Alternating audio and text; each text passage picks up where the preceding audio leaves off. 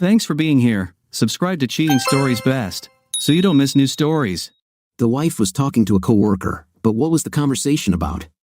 Today's story with a similar plot. Enjoy watching it. She was sitting at one of the tables when I saw her eating hot wings. I just pushed my chair back alone. There were only 3 singles in the establishment.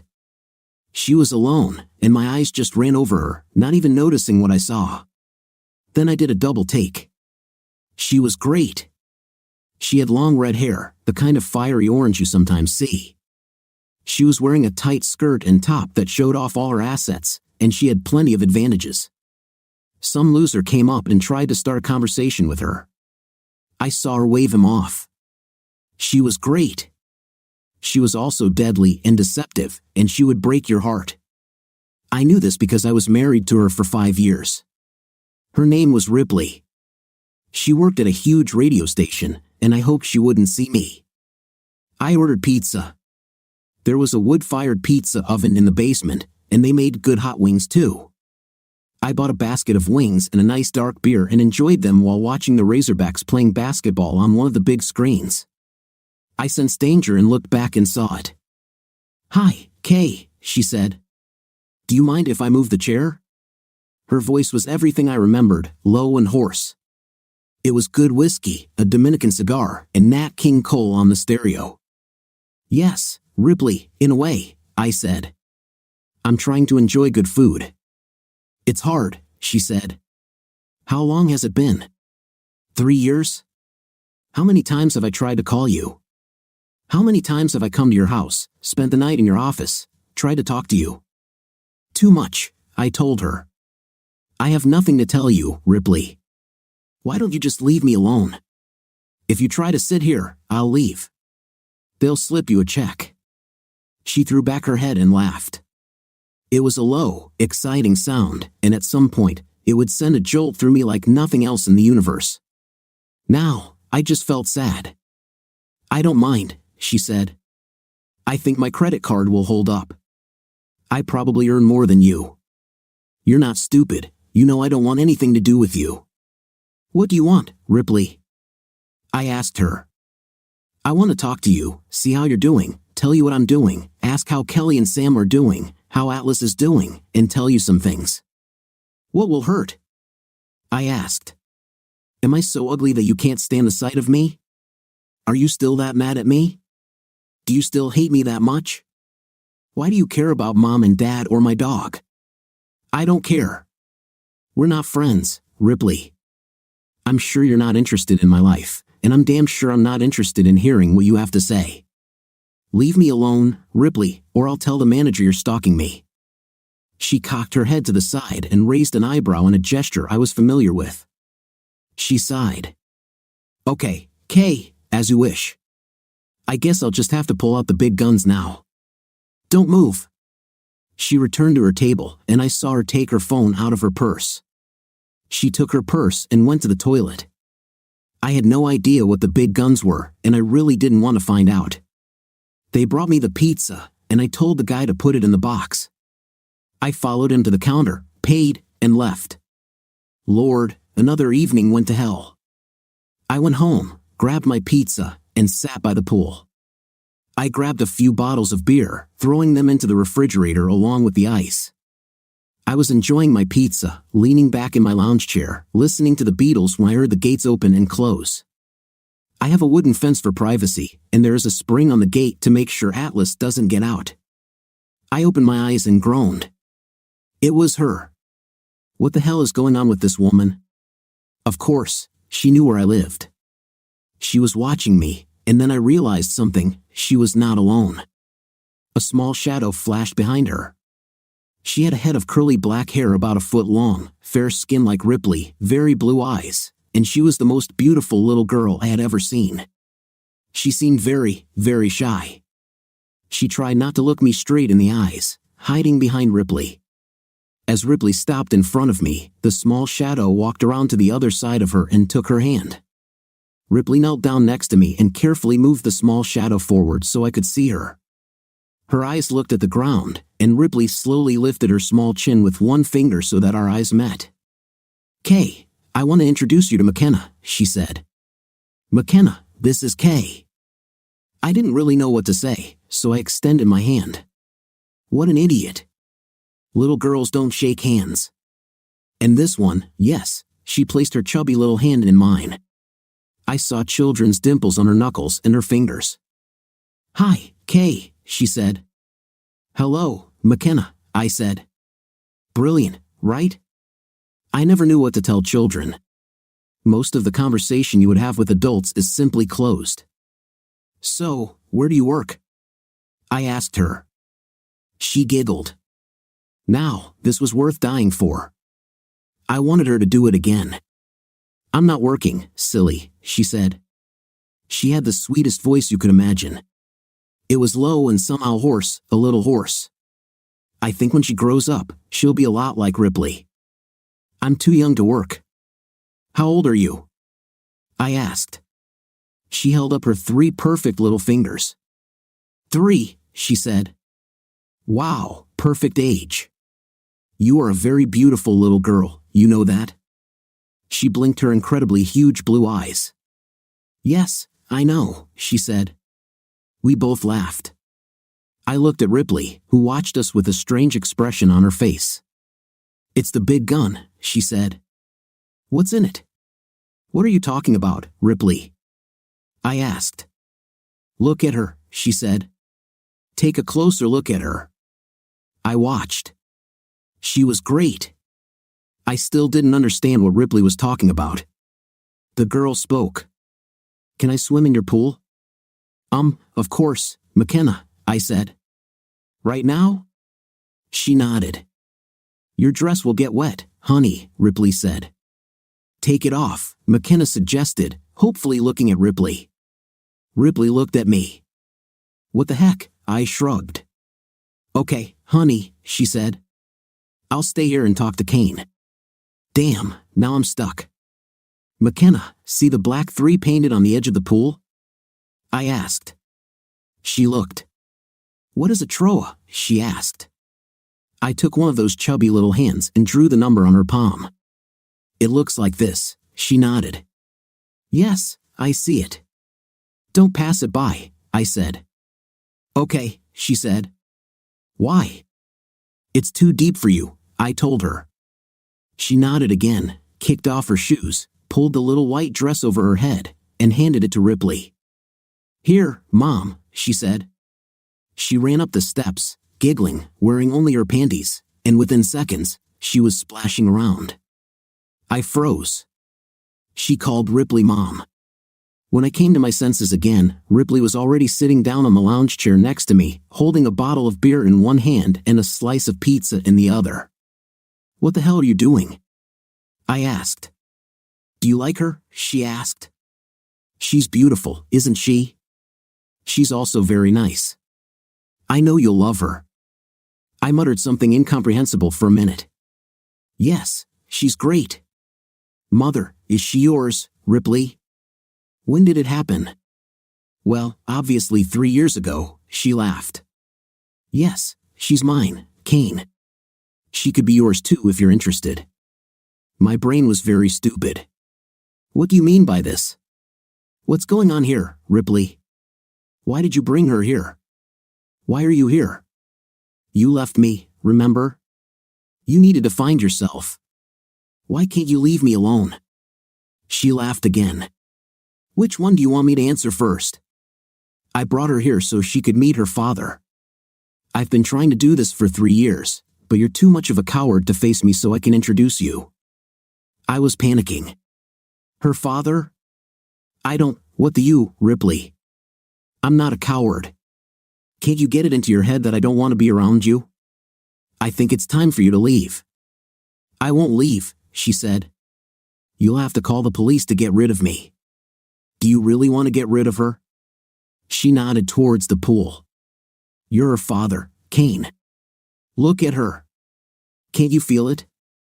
This little wet beauty found some pool toys and was happily playing with them. "I'd better get her some towels," I said. There was a huge lump in my throat, and I felt myself starting to lose the control that I so desperately needed around Ripley. I got up, went into the house, and grabbed several large, fluffy towels. Atlas looked at me sleepily, rose to his feet, and leisurely followed me out. He saw Ripley, and his stump of a tail began to wag furiously. Then he noticed McKenna and began to squirm with his whole body. He ran to Ripley, and she hugged him. "Here comes my big guy," she sang. He licked her face, almost covering her with his huge pink tongue. She looked at me, a drop of drool hanging from her chin, and laughed. "Is one of these towels for me?"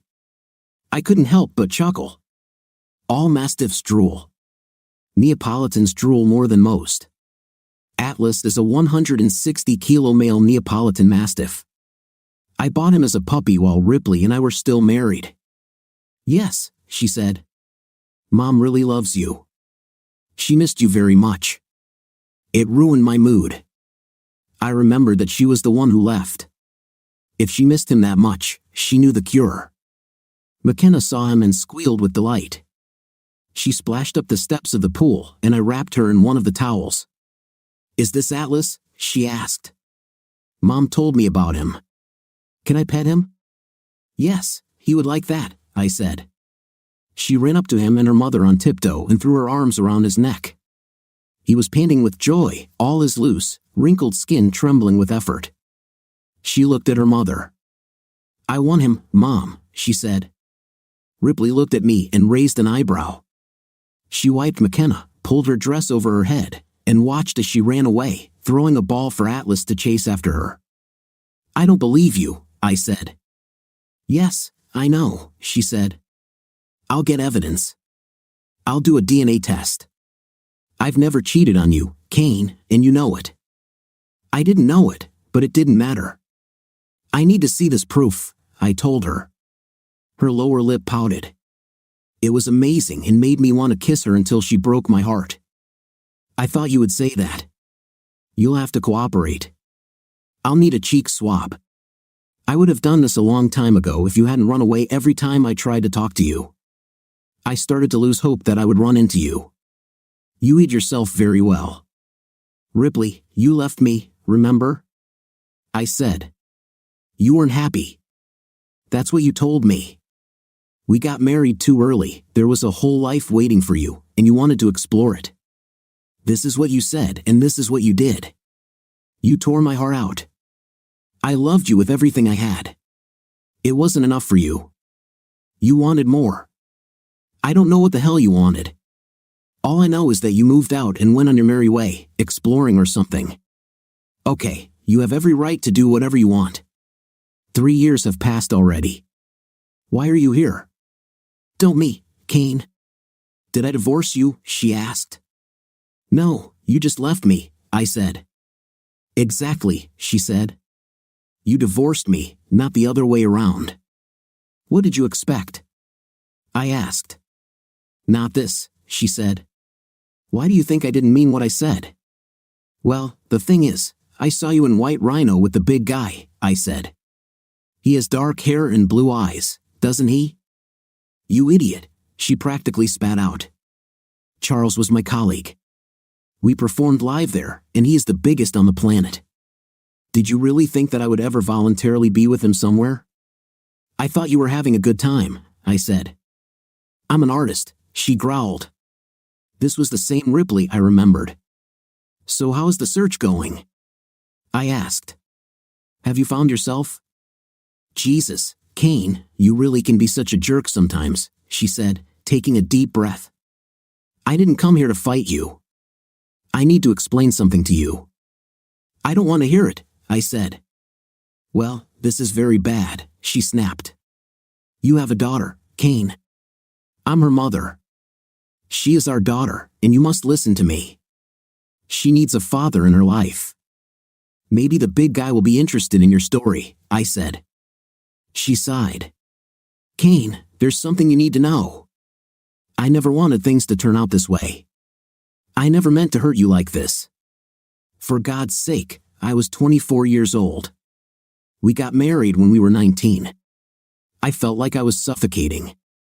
I didn't leave you, I just needed some time alone. I tried to explain it, but I'm afraid it didn't work. You got angry and divorced me. For God's sake, you moved to Alaska. Alaska, Kane, really? Is this the place you thought would be the furthest you could get from me? Yes, as a matter of fact, that's how it was, I said.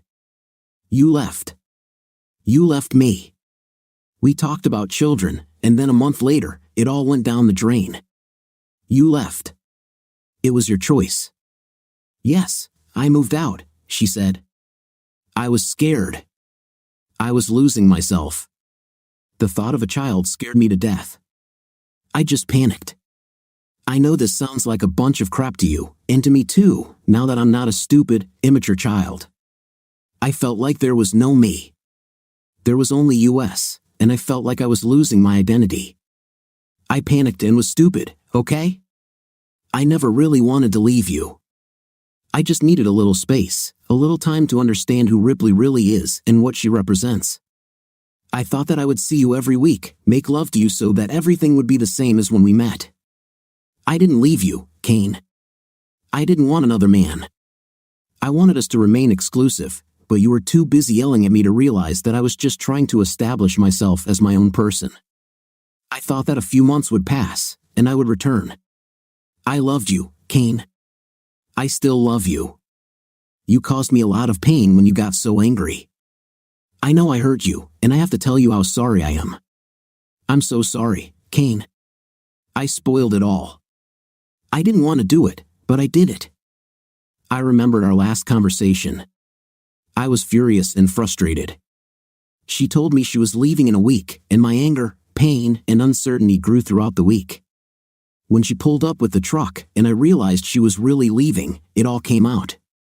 It wasn't pretty, and that was the last time I spoke to her. Oh, she tried. I just wasn't in any condition to deal with her. I wasn't able to do it that day either. What do you want from me, Ripley? I asked. Ripley, I don't believe a single word you say. You understand this, right? I think you found your identity. I don't know what you're playing at here, but I think you should leave. She sighed irritably. I expected all this, Kane. I expected you to feel this way. You never gave me a chance to explain what was going on. You never showed up, avoided me like the plague, and ran away every time I tracked you down. You know the court-ordered counseling, right? The problem was that you were in Alaska, and we couldn't communicate. Eventually, I just gave in and let it pass. Give me a chance, that's all I ask. Let me come and talk to you. Let us come and talk to you. If not for me, then for her. She nodded toward McKenna as she walked toward us, placing her hand on Atlas's broad back. What about her, Kane? I couldn't say anything because she was standing next to me. McKenna, I love Atlas, she said. Kane, when you become my dad, can I sometimes stay here and play with him? Now it wasn't fair. There was no way in hell that would be fair. Things got worse when she climbed onto my lap and placed her curly head on my chest. Hold me, she said. She curled up as if getting comfortable. I shot a furious look at Ripley, but she just laughed. She knew very well that this little girl was irresistible. I have a couple of errands to run, she said. It will only take a couple of hours. It seems McKenna wants to sleep. Can she stay with you? No. This magnificent face rose to me, and sleepy blue eyes melted my soul. Please, Kane. Mom does boring things, and I'm very tired. Okay, let's go into the house, I said. I carried her, and she was as light as a feather. Ripley was carrying leftover pizza and a cooler. I sat down on the sofa, and McKenna curled up on my lap. It's cold, she complained. I grabbed the blanket from the back of the sofa and covered her. She squirmed until she was comfortable, and her breathing became slow and deep. I could hear Ripley busy in the kitchen, putting the pizza on plates and then in the refrigerator. She brought me a beer, opened it, and put it on the table where I could reach it. Damn that woman. She stormed into my house and made herself feel at home, like she had every right to be here. And she got away with it because she knew she had me wrapped around her finger. She looked at us for a long time, and I saw tears appear in her eyes. I didn't expect this. Her bright green eyes sparkled as she turned, grabbed her purse, and headed towards the door. "I won't be long," she said over her shoulder. Her voice sounded strange, and I saw her wiping her eyes as she closed the door. I watched sports on TV and drank beer. Occasionally, McKenna sighed quietly in her sleep. Then Ripley was kneeling in front of us, looking at us. I woke up, and McKenna was still sleeping. Ripley noticed that I was awake and reached out, cupping my cheek with her hand. "Take her to the car, Kane." I stood up carefully, trying not to disturb my tired load, and carried her out. Ripley opened the back door of her Escalade, and I carefully seated McKenna on the seat. There was a small pillow on the seat next to her, and I propped her head up with it. I couldn't help it. I kissed her tiny cheek. She sighed and made herself a little more comfortable. I stood up, and Ripley stepped closer to me, hugging me and kissing me on the cheek. "Thank you, Kane," she said. "Can we come over some evening after you finish work? I really need to talk to you. I'll bring the tools to collect material for DNA analysis." "I'll bring her." "Please, Friday at 6, I said. I didn't trust myself anymore, so I pushed past her and entered the house without looking back. I stood with my back against the closed door for a minute, then shook my head to clear the cobwebs. It was a hell of a night. For the rest of the week, I was worthless at work. My mind kept replaying the feeling I had while sitting on the couch and holding this little angel in my lap. Visions of an incredibly beautiful and passionate redhead filled my dreams at night, and I woke up exhausted. Something was nagging me, something Ripley had said, something I couldn't quite remember but was important. On Thursday, it finally dawned on me. She said something about how if I stayed in town, I'd see her mom drop off McKenna.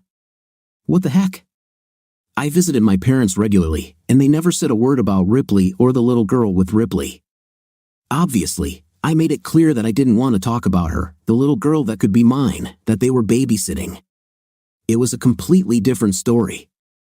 That evening, I invited myself to dinner with my parents with 4 famous words: "We need to talk." I was still upset when I got home, but dinner and talking about other things calmed me down enough to listen. Mom said they didn't tell me about McKenna because they didn't want to look like they were pushing me to reunite with Ripley.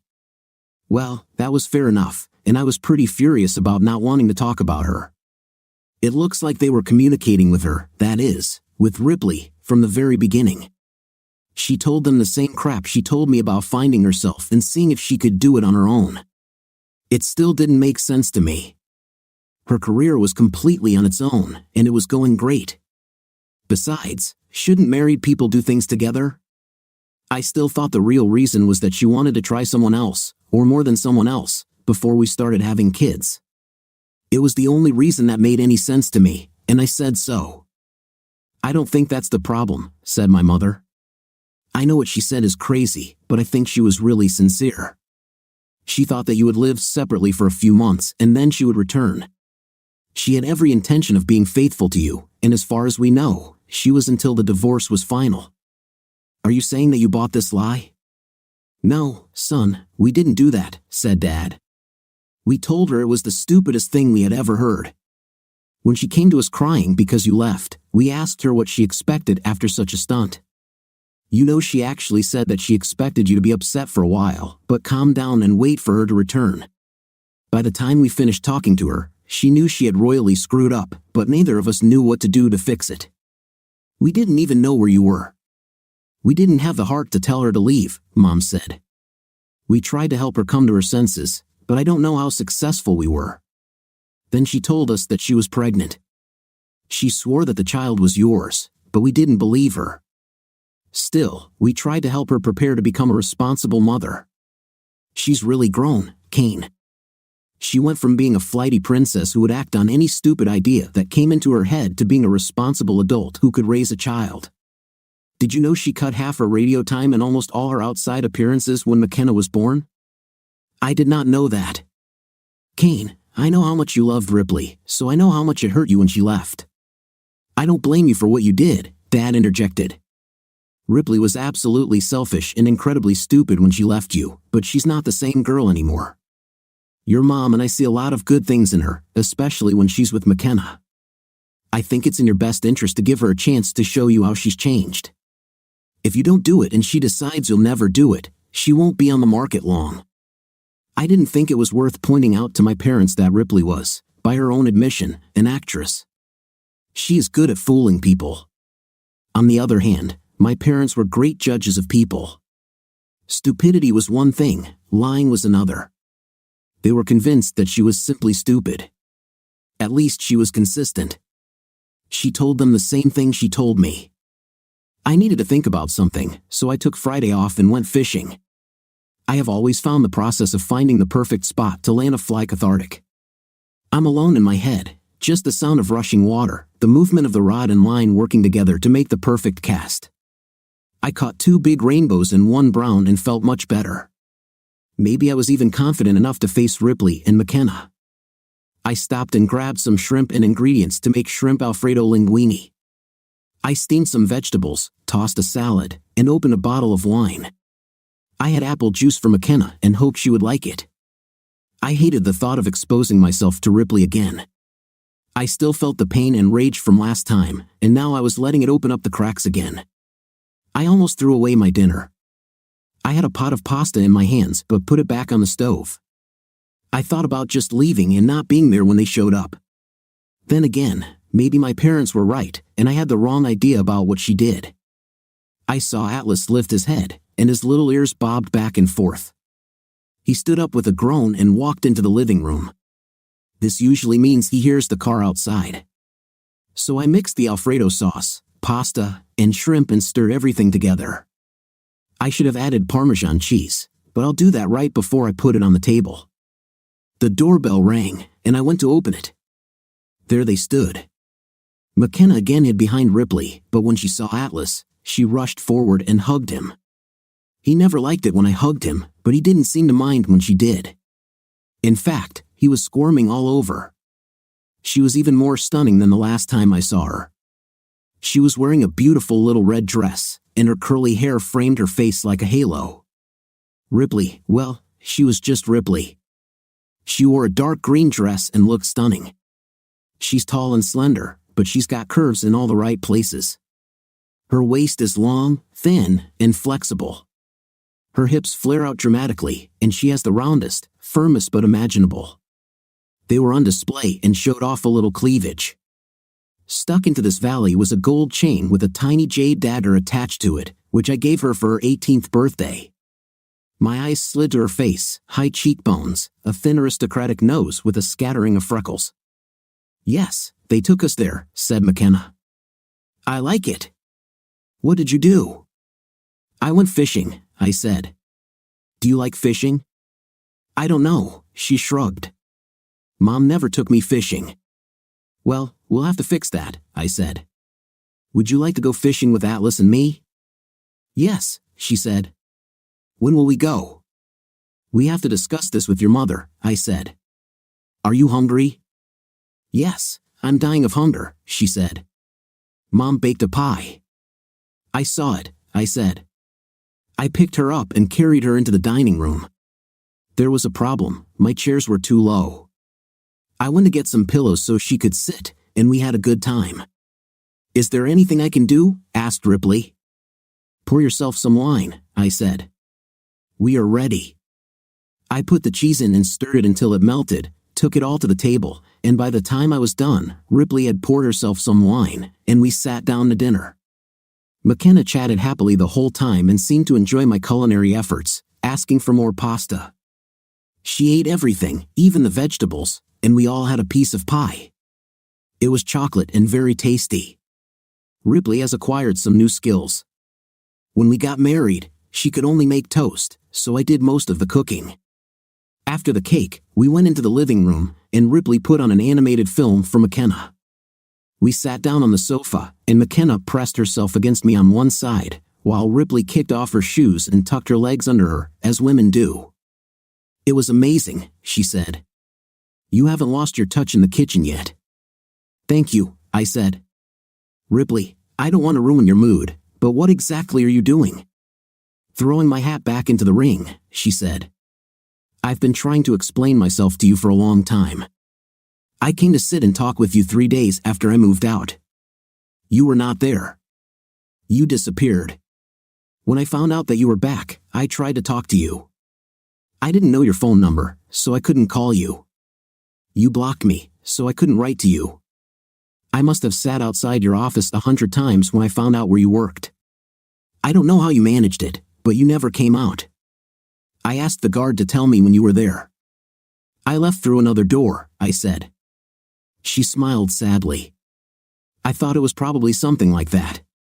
I came here and parked on the street. Sometimes I saw you leaving, but I could never tell if you were home. You never came home while I was here. I always checked. If I saw your car, I went to another place. That's why I didn't have a chance to tell you about McKenna, she said. You were gone the whole time I was pregnant. I brought the test kit. Kane, just leave it when you leave, she said. Assuming you're telling me the truth, what now? I need my husband, she said. McKenna needs her father. What the heck, I said. You drop a bomb on my life, move out after telling me some psychological, come back, drop another bomb, and say you need me? Well, when I needed you, Ripley, you didn't give a damn. I looked at McKenna, she was delighted with her film. You didn't care at all that I needed you. Why should I care that you need me? You're wrong, she said. Okay, then tell me where I'm wrong, I said. Wasn't I big enough for you? Didn't I do it well for you? Ripley was horrified. Oh no, Kane, don't ever think like that. This has never been a problem for us, and you know it. No, you rock my world. I've never, God, Kane, what is wrong with you? You are so suspicious. Why do men think this way? Do you think every woman is a size queen? Do you really think that we are all suffocating with the desire to get a 10-inch manhood? Are you a queen, Mom? McKenna raised her voice. Damn, she was listening. Ripley laughed. No, baby, but you are a princess. McKenna giggled. Good deal, I thought. I leaned over and squeezed her knee. She smiled at me, and my vision blurred. I want her, Ripley, I said. What do you mean? She asked. I mean I want to be with her, I said. I want her to stay with me. I want her for the weekend. I want her for Christmas. Okay, I thought you would think that, she said. I know what you feel. The problem is that I want her too. We can work things out. I want her to stay the night, I said. We're kind of in the same package, she said. McKenna, do you want to spend the night with me and Atlas? I asked her. Yes, she nodded her curly head. Baby, do you want to stay with just Kane and Atlas? She asked. This time, she shook her head. No, she said, very persistently. I want you to stay too, Mom. I might need you. You just can't think about yourself, Kane, Ripley said. She is much more important. You also have to think about what she would like.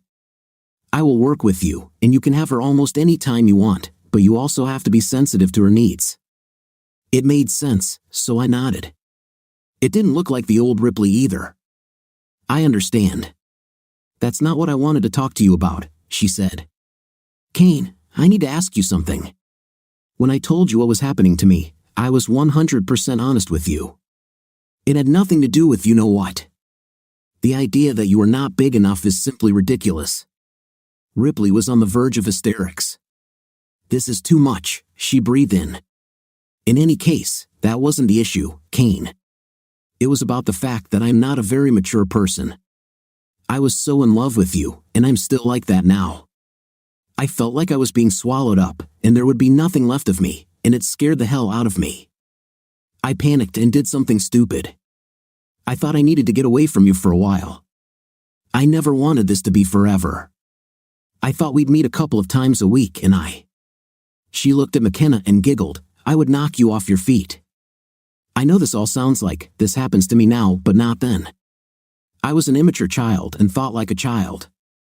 Why didn't you say this? I asked.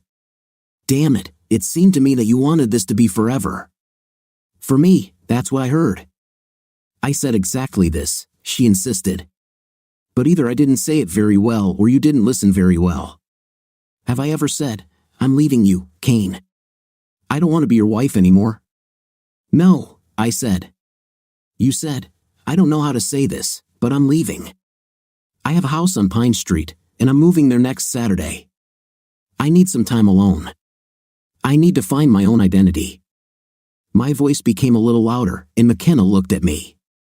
It's okay, sorry, I said. Her eyes went back to the TV, but I knew she was listening to Ripley and me. It didn't work. This is too awkward, Ripley said.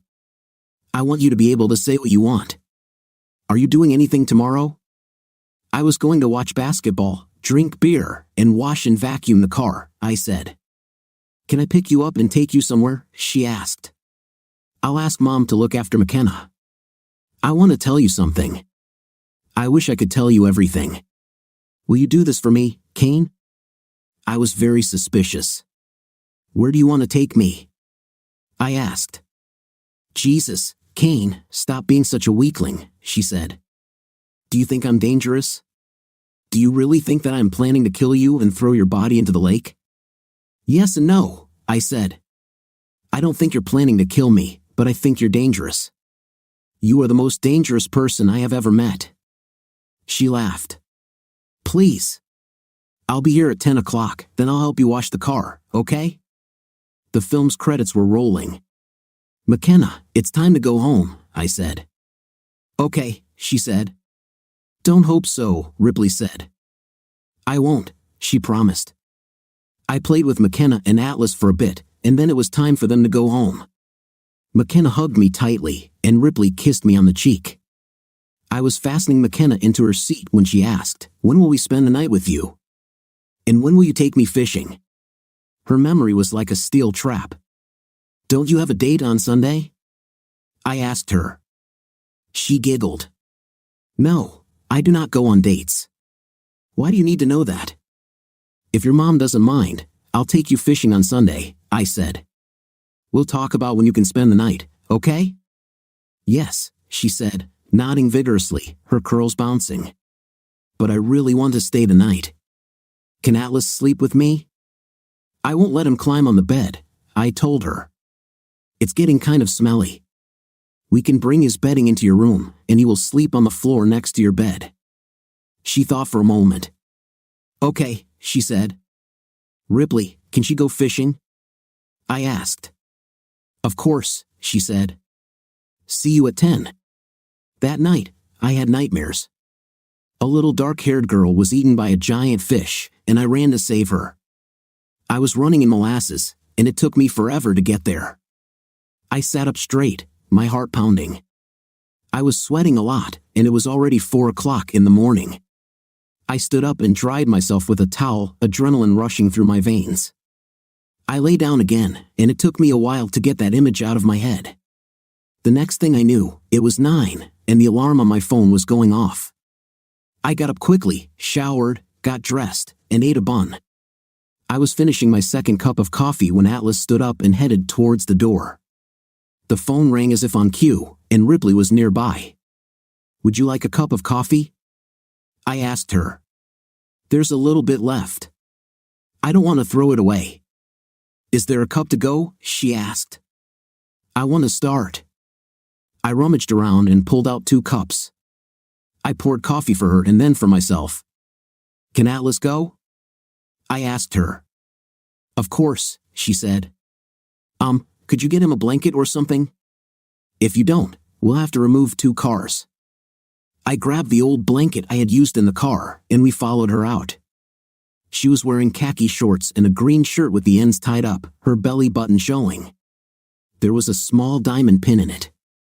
This was something new. She filled out those shorts perfectly, and I could tell by the way she was bouncing that she wasn't wearing a bra. She caught my eye and gave me an evil grin. The only thing that we have always had in common is our love for cars. She wasn't driving the Escalade that day. It must have been her daily car. I was amazed. It was silver, and I saw that it was a Mercedes. What is this? I asked. This is a 2003 coupe, she said. Twin turbines, Kane. 830 lb-ft of torque. Can I drive? I asked. She laughed. Hell no. When you let me drive the 442, I'll let you drive this one." "Okay, let's see," I said. She cocked her head to the side and raised an eyebrow, exactly like I knew she would. "I really trust you. You never let me drive it. I'll let you drive, and you'll refuse. I know you." She opened the door and spread a blanket on the back seat. She stepped back, and Atlas slowly climbed inside. He was already breathing heavily, and 2 white threads hung from his cheeks. She wiped them with the corner of the blanket. She started the car and turned the air conditioning on full blast. It didn't matter, he always breathed heavily in the car. We drove for about 30 minutes, and I knew where we were going. "Hey, are you really going to kill me and throw my body in the lake?" I asked. "Atlas will bite you if you hurt me." "No, the puppy will never bite its mother," she said. She gasped happily. It was cold in the car, I felt frost forming on my mustache. I looked at Ripley, and her breasts were trying to tear holes in her shirt. She saw my gaze, looked down, and giggled. "It's a little cold, isn't it? You wanted to take him with you," she said. I didn't mind looking at those little buttons at all, but I wasn't going to let her know. I just chuckled and turned away. I looked again a minute later when I thought she wasn't looking. We pulled up to the dock. She parked and opened the trunk. I went out and released Atlas. I flicked his leash. Most people get a little scared when they see a 160-pound beast coming towards them unless it's on a leash. Ripley took a large basket and a cooler out of the trunk. I grabbed the cooler handle, and she carried the basket. We walked down to the pier, and she nodded to the left. We walked about 50 feet, and she pointed out a nice boat tied up there. "Here she is," she said. We climbed aboard, and I helped Atlas up. The worker dropped the lines, and Ripley took us out of the no-wake zone before she pulled the throttles back, and the big boat jumped like an airplane. She drove us about 5 miles up the lake and stopped in a cove. "Tie us to that tree," she said. She turned off the engines, and I tied us down. "Whose boat is this?" I asked. "Mine," she said. "I've had her for 6 months now." "You're doing pretty well, aren't you?" I said. "I signed a pretty big contract," she replied. "This is my signing bonus." "Jesus, Ripley, you run around with the big boys," I said. "Would you like a beer?" she asked. I took one, and we went up to the front deck. We sat facing each other on the pillows, and I knew that the heavy blows were about to begin. "Okay, I'll tell you this," she said. "You may not like it, but if you just listen to me, I'll listen to you. Okay? You want me to just sit here?" I asked. "No, I would like it, but I don't expect it," she said. She leaned back on the pillow and stretched out her incredibly long legs. "Kane, I love you," she said. "I've loved you since our first date. I've never stopped, and I don't think I ever will. You are the only man I have ever loved. You are the only one for me. When I came to you and told you that I needed to go away for a while, I never meant forever. I didn't even think about another man. I was still as deeply in love with you as before. I thought I loved you too much. I was mistaken. I didn't know it then, but I was confident in what I was doing. I hate to say it, Ripley," I said, "but it sounds like buyer's remorse. It sounds like you went out and got what you thought you wanted, and it wasn't what you thought it was." "No, you're wrong," she said. "What I regret is how I did it, not what I did. I've grown up, Kane. I was a stupid, inexperienced girl. Now I'm a woman. I did what I had to do, and if you hadn't run away, it would have been a lot easier for both of us." "I'm not sure it was bad," I said. "You're not sure it was bad?" "It was damn bad for me, I can tell you that." "Are you saying that you don't regret leaving me?" "I was not going to leave you, Kane. I repeat, I moved out. It's not the same thing. This is bullshit, but have it your way. You had something you needed to do, so instead of trying to work it out together, you just moved out.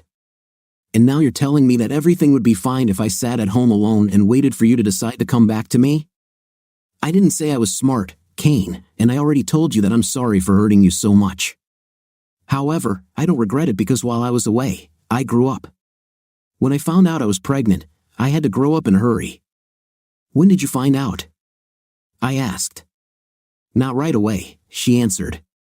I really didn't think about the missed period. The first thing I noticed was nausea in the morning. I just thought I was poisoned.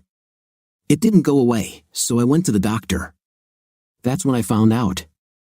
It was 9 weeks. Did you know that she was mine? I asked.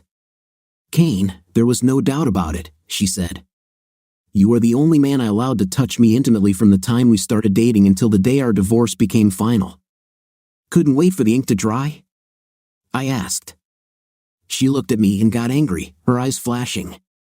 No, and I didn't touch anyone until I was born, Kane, she said. It seemed to me that she was playing some kind of game with me. What are you saying, Ripley?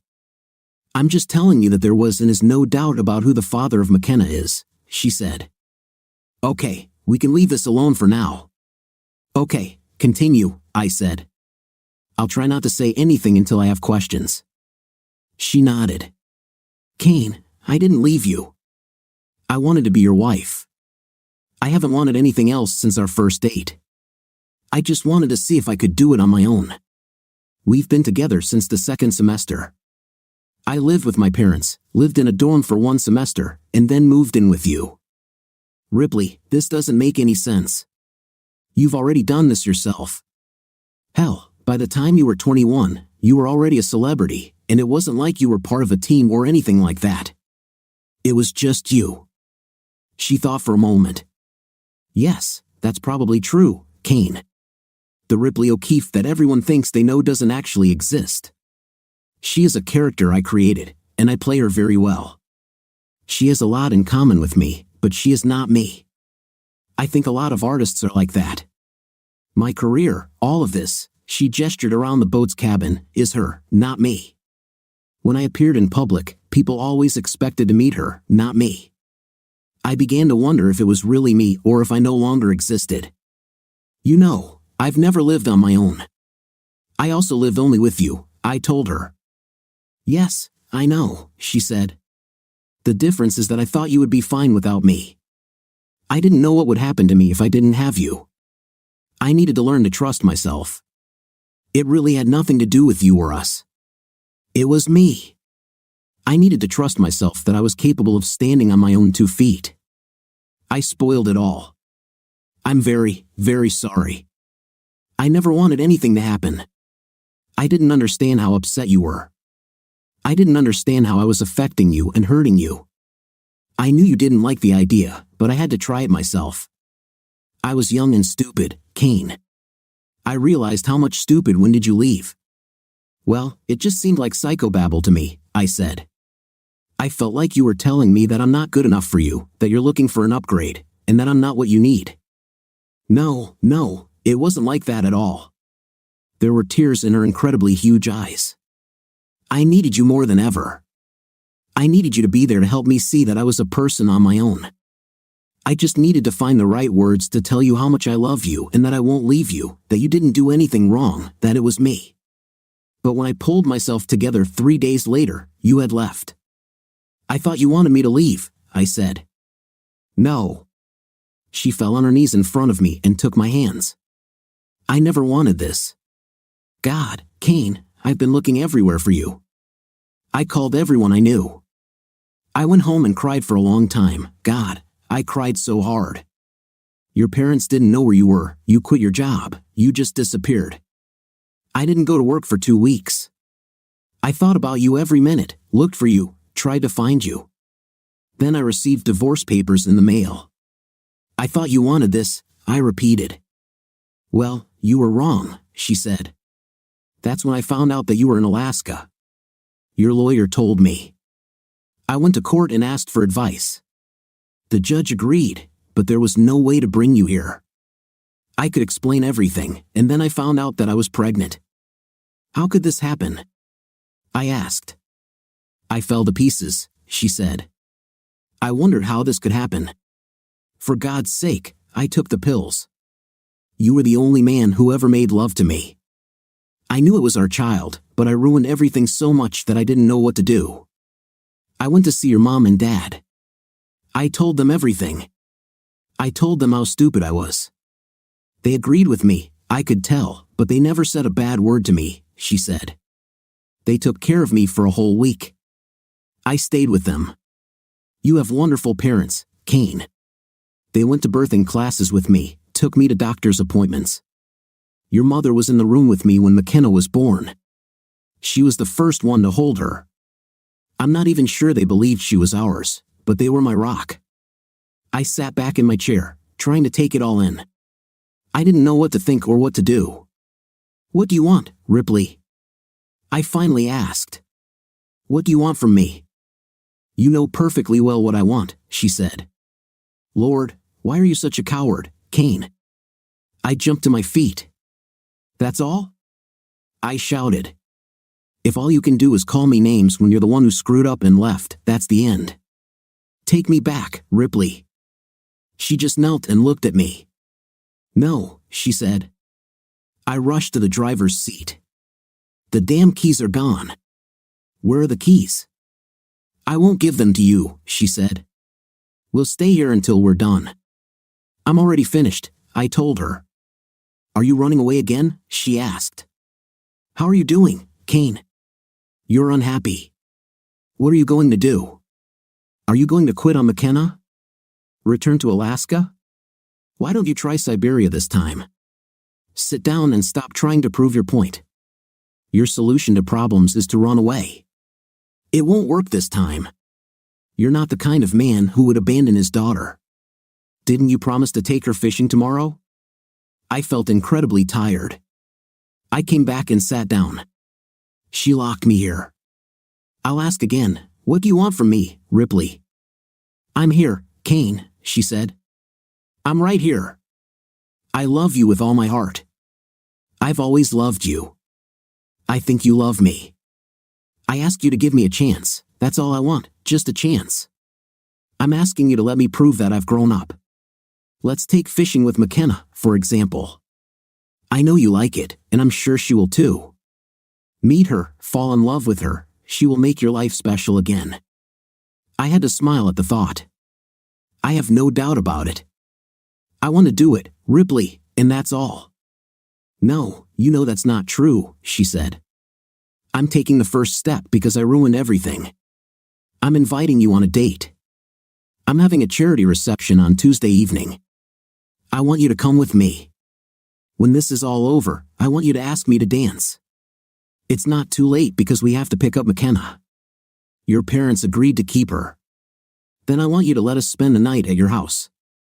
We'll stay in your guest room. In the morning, I will prepare breakfast. Will you object to this? I thought for a minute. I have a condition, I said. She looked doubtful. Which? I'm preparing breakfast, I said. She laughed, and it gave me the same thrill. Maybe it's better this way, she said. Now I really cook. I need to feed the baby. I had to study. So what now? I asked. Are you going to hold me hostage here? Yes, she said. I want to swim. Are you ready for this? I forgot my swimming trunks, I said.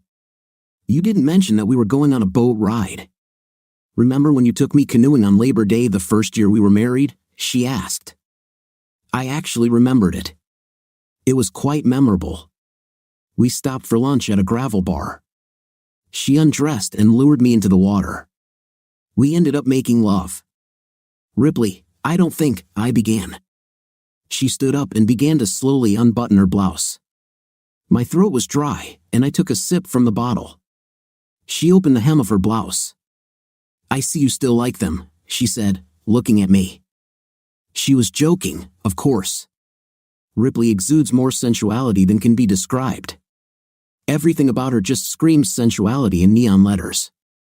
She's gorgeous, but that's not the point. She has the ability to turn men into fools. Sure, we're fools when it comes to women, but Ripley is in a class of her own. We met for the first time on her 18th birthday. I took her to dance. She moves like a cat, lithe, sinuous, gliding as her weight shifts. At one point, she stood up and started dancing for me, just standing outside our booth. Two guys walked by, 5 feet from where she was dancing. They both saw her when they were about 20 feet away. They couldn't take their eyes off her. They walked towards each other, so hypnotized by Ripley's dance that they crashed into each other, sending them both sprawling on the floor. That's the effect she has on people, and she was still wearing clothes. The entire time we were dating and married, friends, strangers, people at the gas station, everyone asked me who she was. When they discovered that she was my girlfriend or wife, they would ask inappropriate questions or make stupid comments.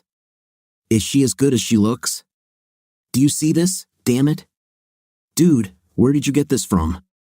It never ended. At first, this offended me, and I told them to shut up. For the 1000th time, I simply ignored them. I would have fought every day of my life if I hadn't just given up. The amazing thing is that she didn't care. Of course, she knew what effect she had, but she didn't really care. That curvaceous body carried all this promise and excitement, but I was the one who had to unwrap it. The new decoration in her navel seemed to tell me that everything had changed. The first time we made love was a spiritual experience for me. The feeling she gave me was somehow otherworldly. She was soft like a kitten, but there was steel inside. She never looked back, becoming a dynamic, aggressive lover, initiating intimate as often as I did. I shook my head to get rid of these memories. I had to nip this in the bud. Ripley, I said, don't take off your clothes. She looked puzzled. What? Why? She asked. You've never refused me before. Ripley, this is too important. McKenna is too important. This is a serious matter and will not be resolved between the sheets. Night has never been our problem, at least as far as I know, I said. Yes, you're damn cute and you know it. I would love to take you with me and take a trip down memory lane. It would be crazy good, but when it's over, I'll still be mad at you for leaving me, and you'll still be mad at me for not forgiving you. She thought for a moment and then began to button her shirt.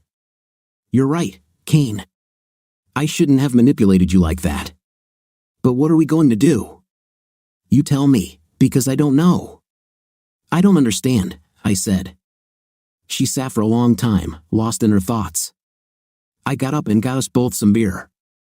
She lay back on the boat cushion, looking like a fiery-haired angel.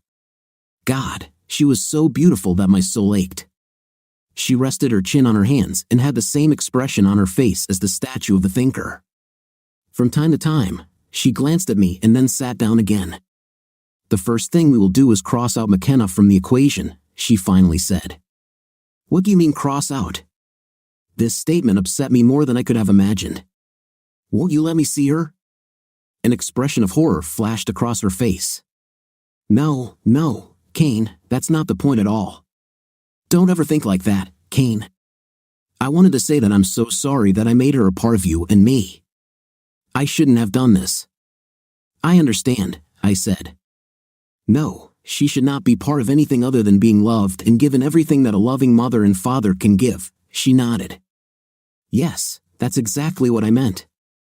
I really didn't want to involve her in this, but I had to do something to get you to talk to me, she thought for a moment. There is something else. I don't regret barging in on you the other day, but I'm really sorry for, well, acting like I own the place. You know, sipping beer and swiping pizza. It was wrong, but I was so happy to finally be with you in your house that I almost felt dizzy. Can you understand this? I did. I opened my arms and beckoned her. She smiled sadly and, crawling towards me, sat down on the deck between my spread legs. She leaned against me and I hugged her. It was so right and so good that I wanted to stay like this forever.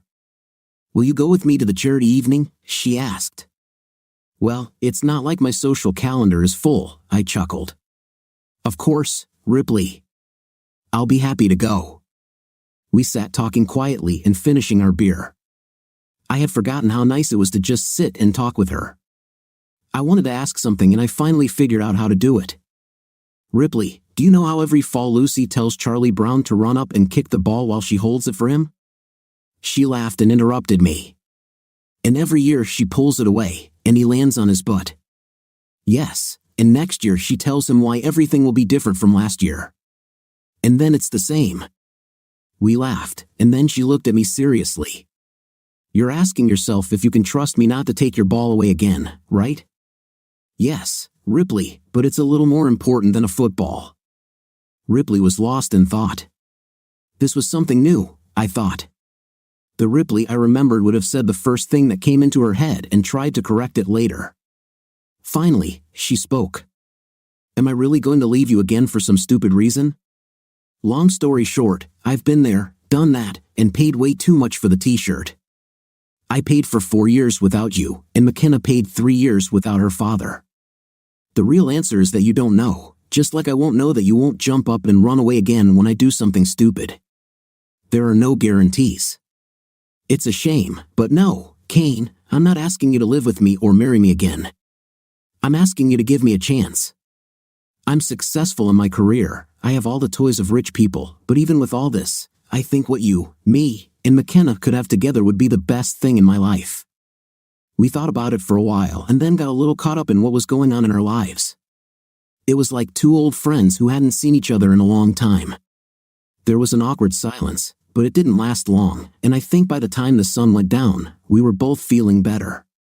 She stood up and stretched, looking for all the world like a big cat. My legs gave way and she hugged me. Okay, now that we've got everything settled, let's go back. I need to get ready for fishing, I said. I untied the boat. Ripley started the engine, and we headed back to the dock. On Sunday, Ripley dropped off McKenna, and I took her fishing. I knew there was a small stream in the national forest that was full of all kinds of sunfish. I set her up with a fishing net, and she danced with delight every time she pulled up a fat bluegill, rockfish, or green sunfish. When she pulled out the first one, I asked what she wanted to do with it. It was a tiny fish, brightly colored in orange and blue. Can we keep her in an aquarium? She asked. We could keep her in an aquarium, I said, but she won't be very happy there. What else can we do? We can let her go, I told her. If we catch bigger ones, we can eat them. She had to think about it for a while. Let's let this one go and eat the big one, she finally decided. Here's what we did. We stopped fishing to build a small fire and roast hot dogs and marshmallows for lunch.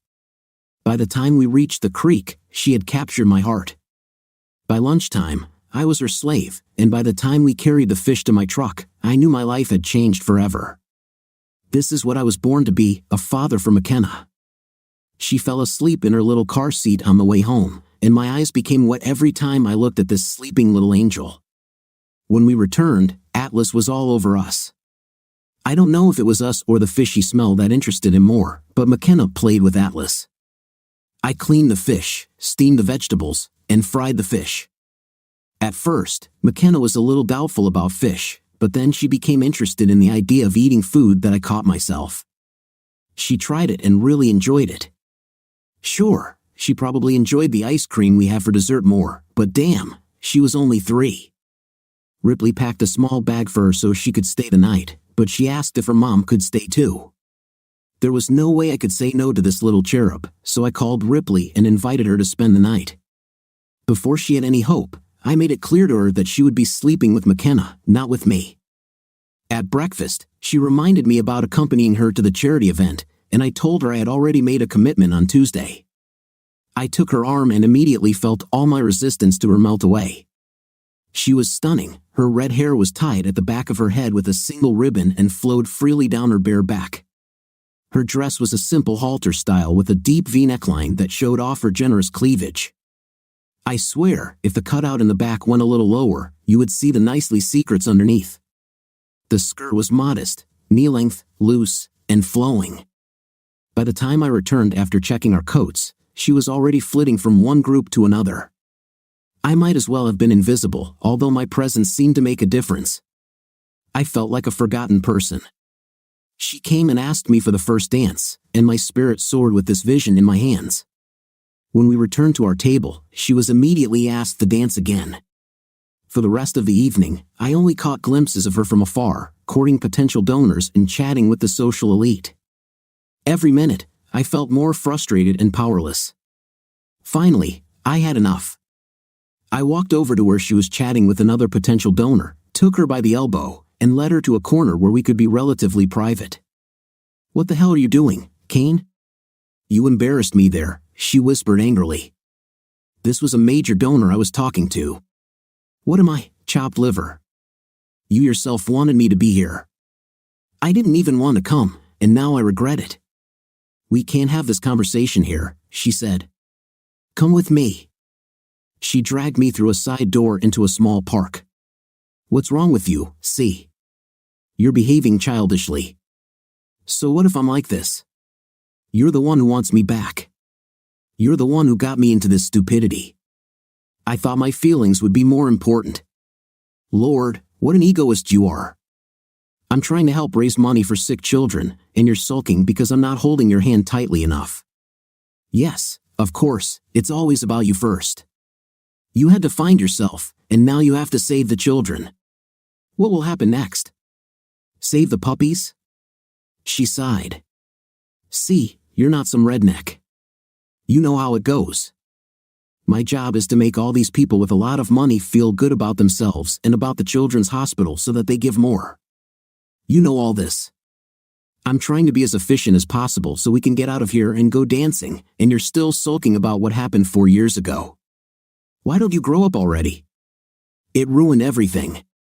I didn't even go back for my coat. I just turned and walked to my car to drive home, ignoring her screams for me to wait.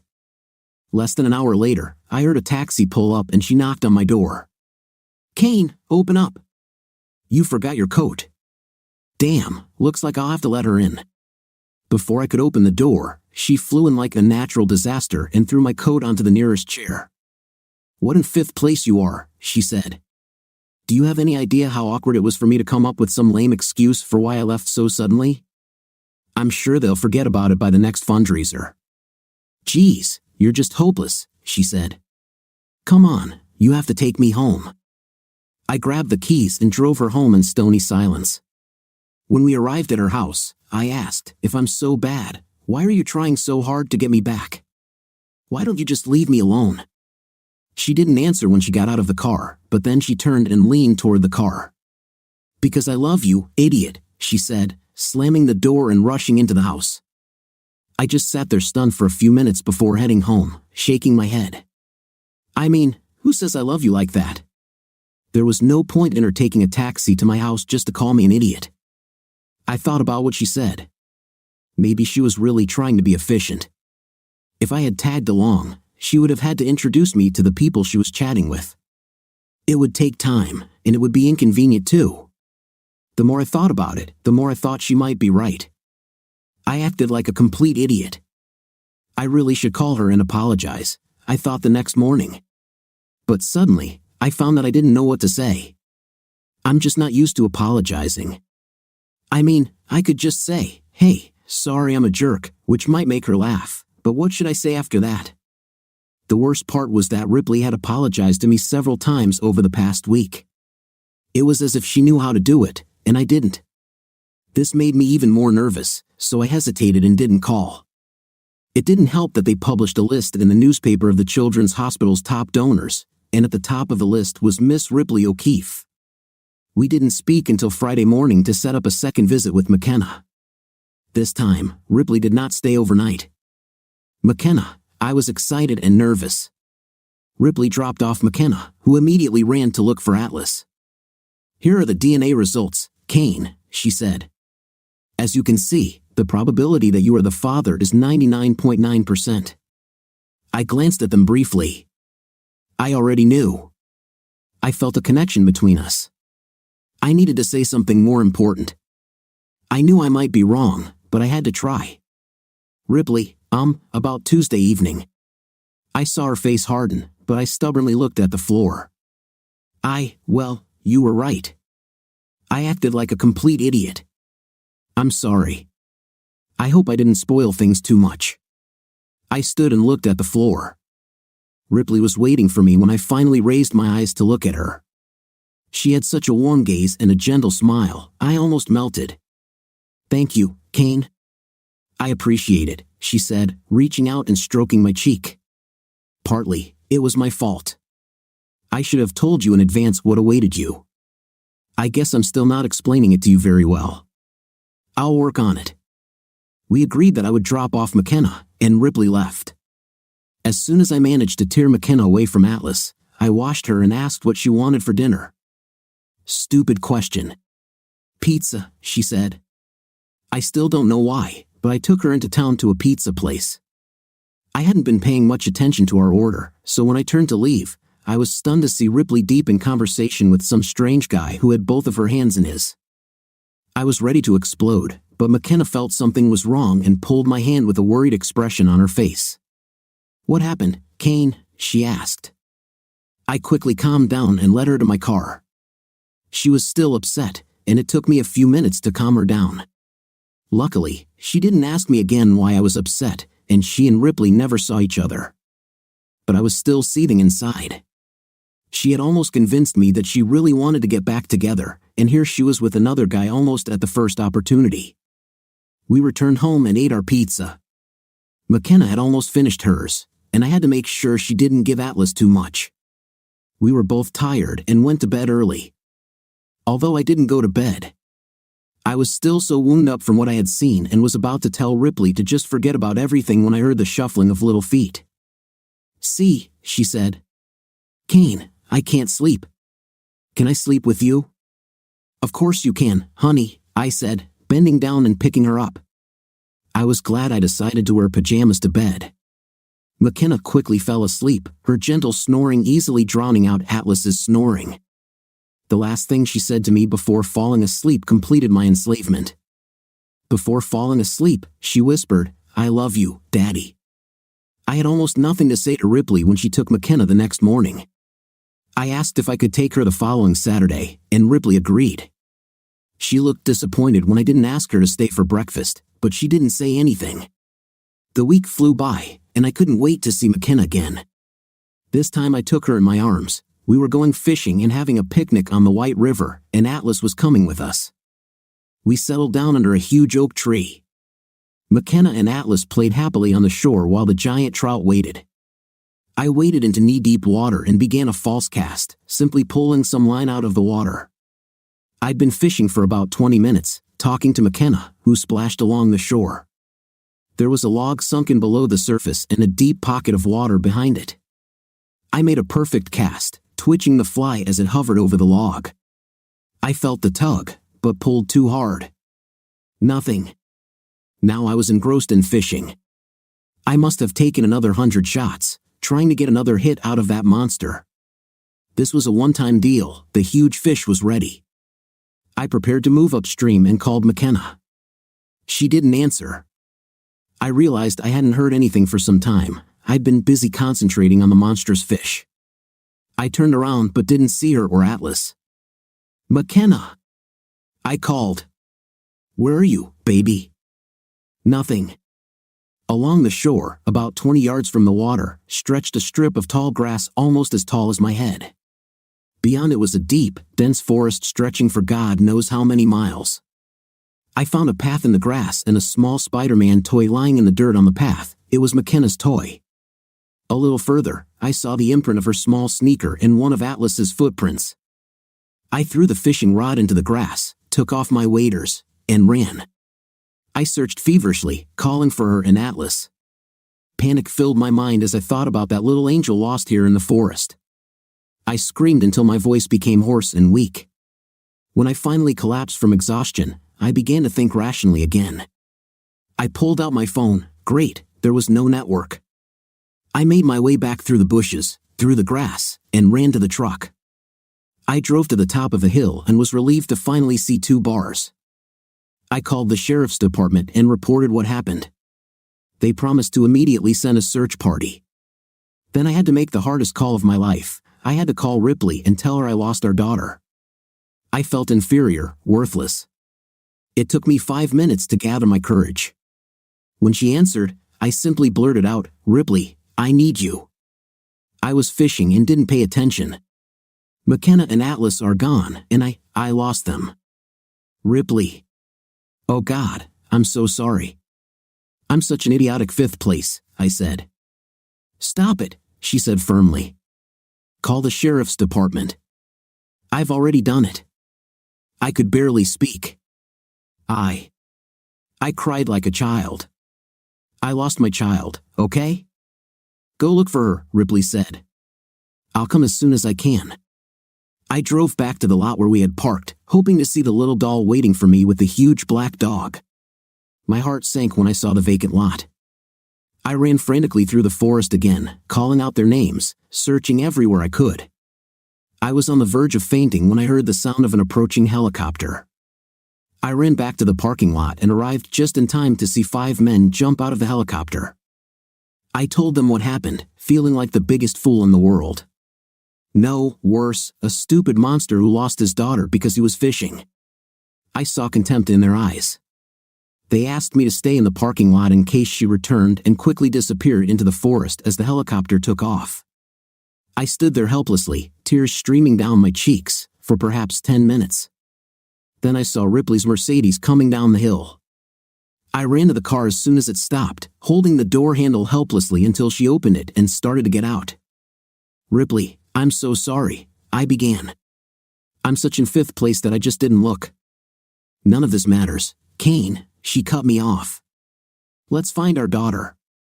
Where did you last see her? I led her down the path through the tall grass and ran until she told me to stop. We're not running, she said firmly. Let's take our time and watch for signs. We walked parallel to the tall grass, looking everywhere for some clue. I was clutching a Spider-Man figurine in my hand. Eventually, we came to a small stream that ran between grassy banks down to the river. We walked up the creek, climbing steadily for perhaps half a mile. We were in a dense forest, but there was a path ahead. There was a small, steep rise, something like a clearing, and grass had invaded the meadow. When we emerged from the forest, I screamed, "Helly!" Atlas lay in the grass, breathing happily, resting his head on his warm side. There slept McKenna. I ran up to them and felt dizzy. I fell to my knees and hugged her tiny figure. She stirred and woke up, clinging to my chest. She opened her eyes and looked at me with her indigo blue eyes. "What happened, Dad?" she asked. I couldn't speak. "Why are you crying, Kane?" she asked, touching my cheek and wiping away a tear. "I thought I lost you, baby," I choked. "I couldn't find you anywhere. Oh God, I thought I lost you. I love you so much, Mac, that I would kill myself if anything happened to you." I felt Ripley's hand on my shoulder. I looked at her, and tears rolled down her cheeks. "It's okay, Daddy," McKenna said, catching my attention again. Atlas and I were sleeping, and I was tired.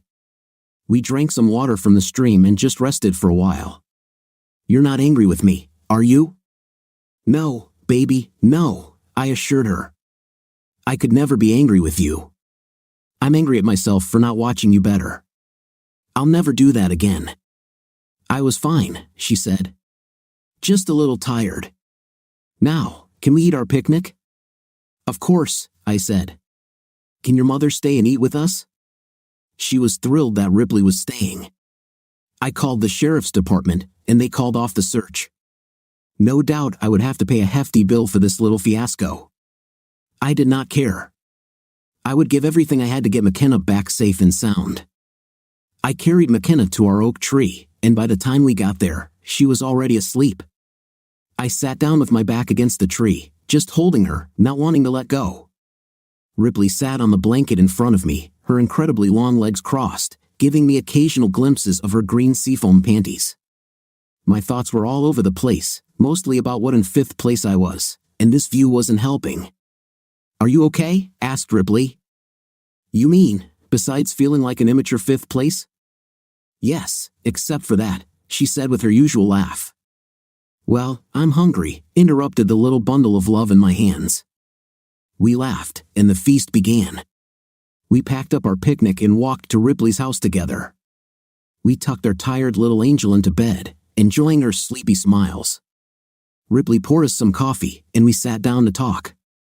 "Ripley, I have to say, I think I can tell you," I sighed heavily and continued, "you did a great job raising McKenna. She's just perfect, and you've obviously been a great mom." Damn, I forgot what Ripley looked like when I said nice things to her. The glow on her face was so bright that her hair seemed dull. This made things difficult, but I had to continue.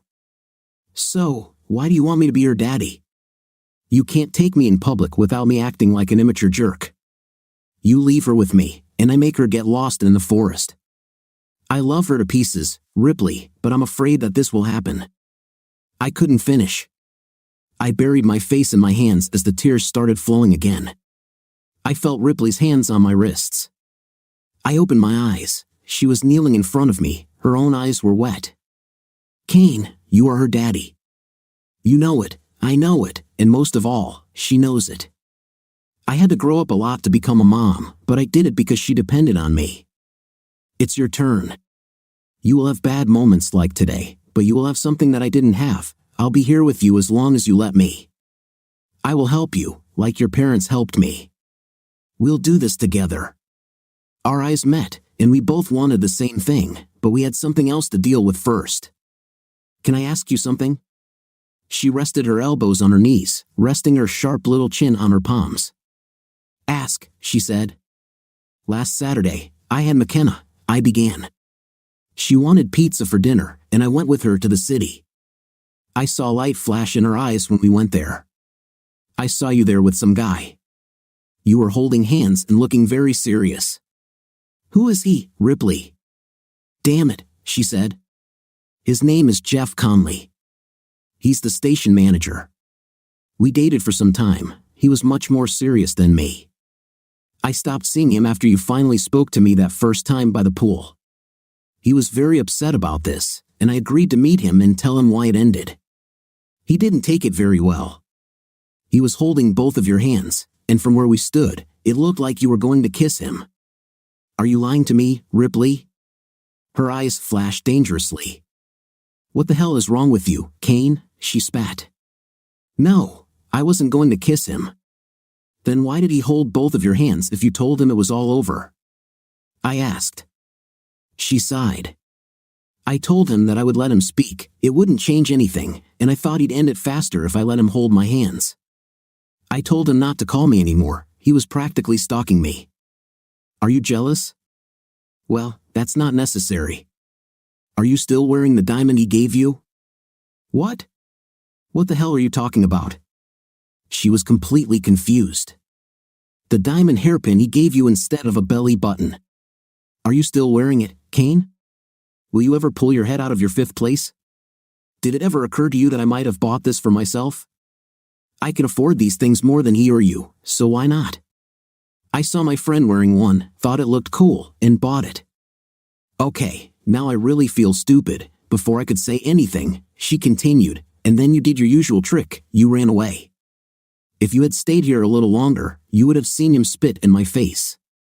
You should have seen how I slapped him and left. Did you see that, Kane? No, I answered. I wanted to get out of there, McKenna, before she sees you. Oh, she said. We both sat there feeling stupid, then our eyes met and we laughed together. Did he spit on you, Jesus, Ripley? He's so paranoid. She smiled. Yeah, I can't choose them right. The man I love is moving to Alaska. I should be moving to get away from me, then I get a creepy stalker who spits in my face. Sorry, Ripley, I said I shouldn't have run away like that. It hurt me, you know. She reached out and ran her fingers across my cheek, leaving a trail of fire that burned long after the touch had faded. I know, she said quietly. I'm sorry I hurt you so much, Kane. I thought about that. I know I told you that I don't regret moving out, but I'm not sure about that anymore. I know that from now on I want us to figure things out together if you let me. Can we overcome all this pain? I don't know. Do you want to try more than anything else? She said. Our life began to turn into a pleasant routine. I had McKenna on Monday, Wednesday, and Saturday. We tried to do something together as a family at least twice a week. We still had our problems and awkward moments, but they became fewer and farther between. Ripley and I were dating again. We still weren't very close. We had some hot kisses, but we didn't jump into bed. I think we were both careful, not wanting to put pressure on ourselves or each other. We danced around it, and I had an eternal box of blue balloons. I think we both knew it was just a matter of time, but we wanted to get it right. Ripley had Saturday off, and in the afternoon we went McKenna to the cinema at the shopping center. We took her to the food court for an orange smoothie and sat at the table watching her drink it. I saw Ripley look over my shoulder, and she leaned over, hissing at me. Oh, she said. Here comes the trouble. Jeff Conley is coming here. We both stood up and watched him approach. What are you doing here? What do you think? I'm here to take you from this brat to where you belong, Jeff said. Jeff, Ripley said calmly and slowly. I told you that I found my ex-husband and I'm trying to work things out so we can be together again. Well, I'm telling you we're not done until I say we're done. So dump that brat and let's go. You can't just leave me whenever you want. I leave women, they don't leave me. He moved towards Ripley, and I felt her bristle, so I stepped between them. Listen, Mr. Conley, I said, this is my wife, and no one talks to her like that. I think you should calm down and leave. They won't go anywhere, he grinned. You don't want to cause trouble. Trouble? He grinned. You don't know what trouble is, weakling. He put his hand in his pocket. Before I could react, Ripley flew between us, suffering a nasty gash on her arm.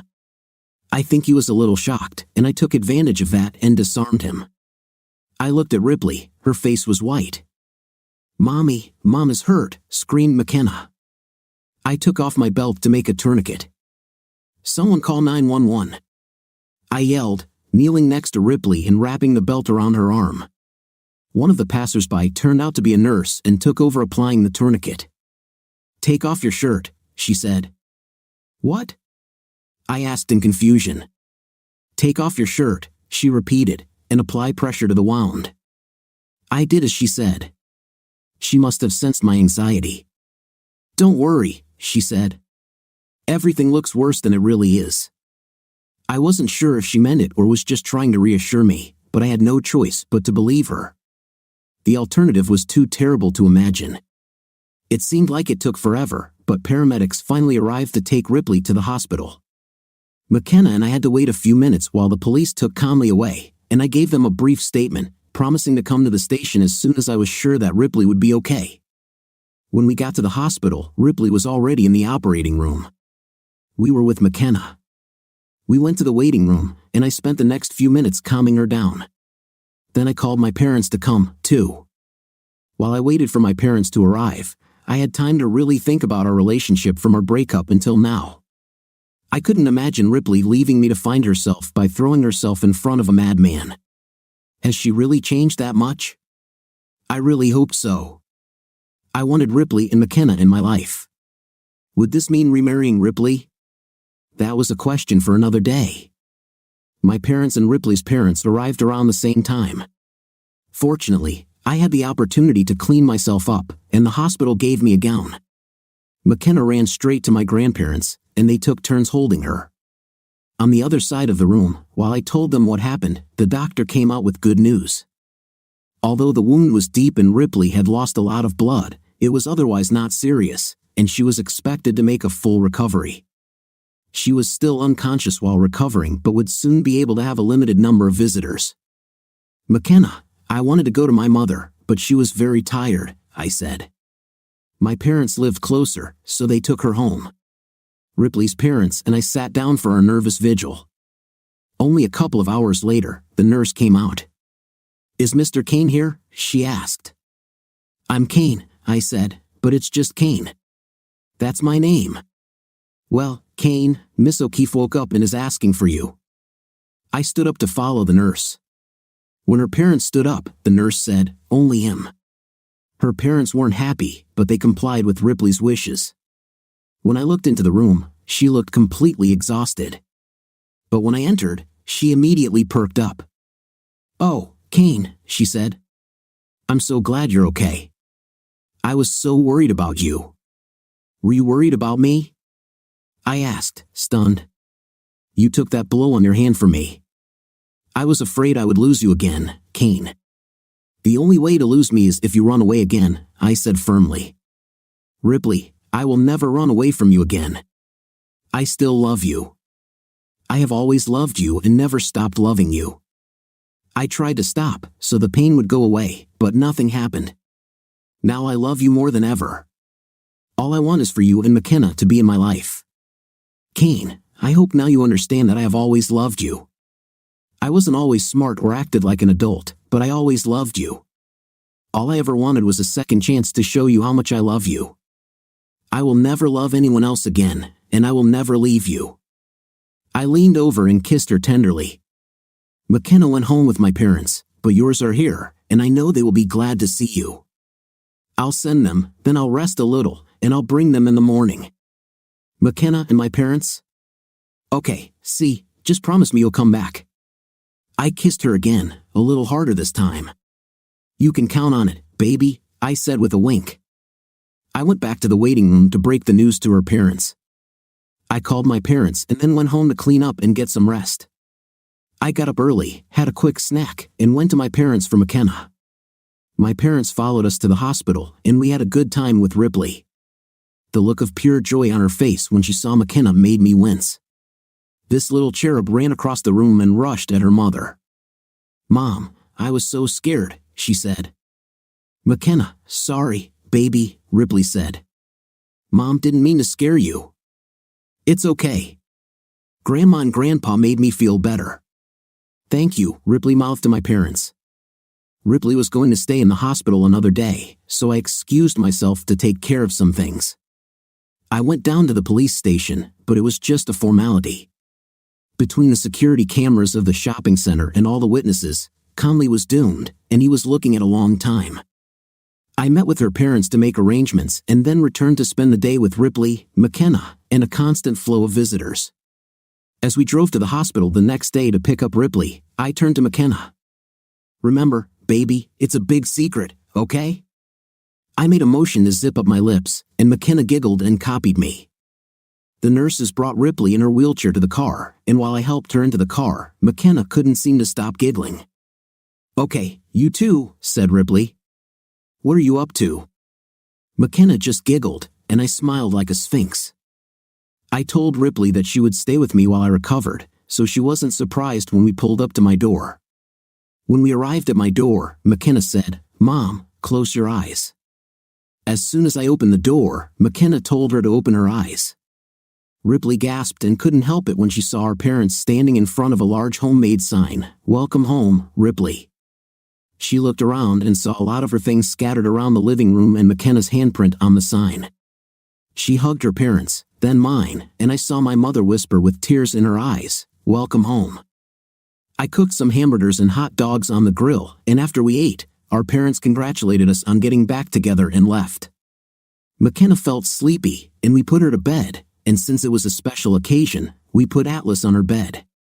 We sat in the dark living room sipping wine, alone in our thoughts. Ripley pressed herself against my shoulder.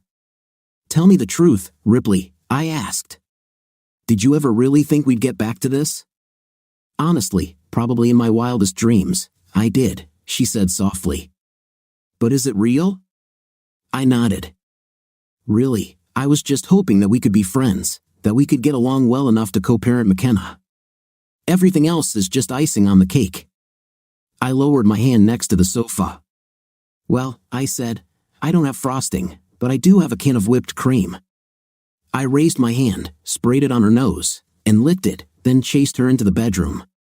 She must have still been weak because I caught her at the door. I picked her up and carried her the rest of the way. We kissed, trying not to hurt her hand. I set her on her feet at the end of the bed, and she slid into my arms. I pulled her close to me, and her arms wrapped around my neck. "We made love," she said softly. "There's no more Ripley, only Zul," she said in a low, demonic voice. Roar! I stood there for a second while she looked at me, and then we both burst into hysterical laughter. I ran up and pounced on her. She winced, and I immediately repented. "Sorry, baby. Did I hurt your hand?" "Yes, but not much," she said. I pressed my nose to hers. I looked deep into her eyes, and we both burst out laughing again. God, how I missed this woman, I thought. This ridiculous, funny, brilliant, and beautiful woman. "Relax, beauty," I told her when I could speak again. "I'm going to make your day better." "You've already done it," she said. "I'm home, see." Marley crawled across the floor as fast as she could, an 11-month-old girl. "Yes, we have a love for names for girls." Atlas rolled his eyes and saw her approaching. He snorted slightly but didn't move anything except his eyes. She crawled over and placed both hands on his stomach. One of his legs rose and waved weakly in the air, trying not to throw her off balance. She slowly rose, using him as support until she stood. Then she swayed unsteadily and plopped down onto her diaper with a slight squeal. McKenna giggled, clinging to me. "She's stupid, Daddy," she said, looking at me with her incredibly huge blue eyes. "Yes, that's her," I said. The door opened, and Ripley stood there, illuminated by the setting sun. Her great long red hair flowed around her like flames. She was wearing a tight skirt and top that showed off all her assets, and she had plenty of advantages. She was great. She was also deadly and deceptive, and she could break your heart. She could also fix it, and I knew mine was safe in her care. What do you think of our story today? I thought the husband was a bit wrong in this one, but you can understand him too. Seeing his wife flirting with someone else is something to think about, isn't it? What's your opinion? Write in the comments. See you in the next video.